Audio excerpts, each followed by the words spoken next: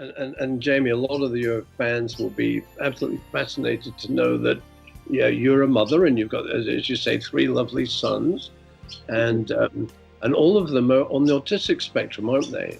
Yes, that's correct. So all 3 have been diagnosed with autism, and that whole saying that's quite well known out there, that if you know one person with autism, you know one person with autism. It's such a spectrum, and everyone's affected differently and presents differently, and that's definitely the case with my 3 boys. They're all just so different from each other.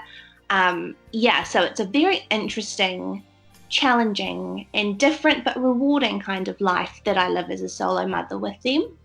I bet, but well done to you. I mean, it's not easy. Being a solo mum with a neurotypical child is hard enough, but to be a solo mum with a child with special needs is very challenging.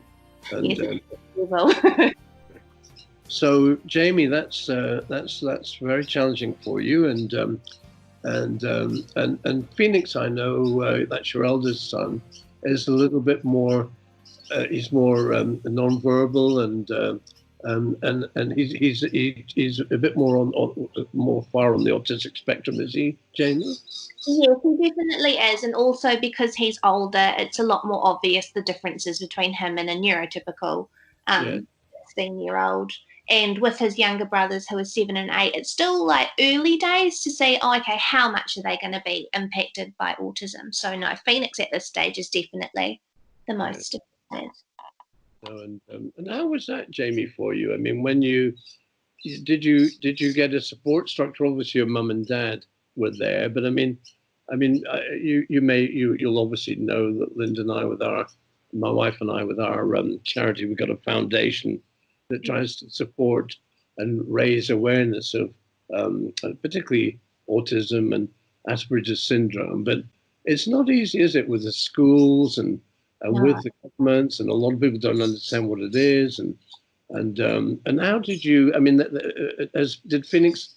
He's been able to go to school, obviously, and that's important. And the other 2 boys, they're okay in school. They're quite happy and secure.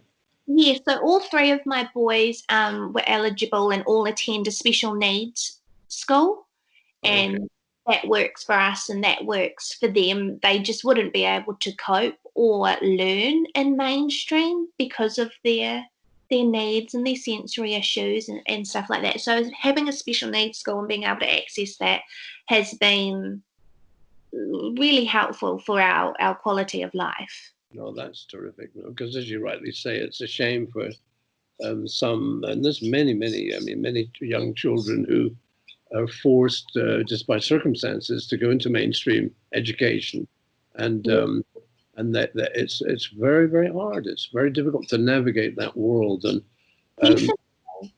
it was challenging. I worked last year as a teacher aide in a mainstream school, and just seeing, so having my personal experience as being a mum with special needs children, but then having some professional experience and seeing mainstream children, and then just some children who are just falling through the cracks because they don't have high enough needs to go to a special needs school. So they're in mainstream, and just sometimes not everyone gets it. Like, children don't always get it, other parents don't always get it. So yeah, it's a really, there's still a lot of education needed for our society, I think. For more information on audio dramatisations, please visit www.tribeworld.com. Keep the dream alive.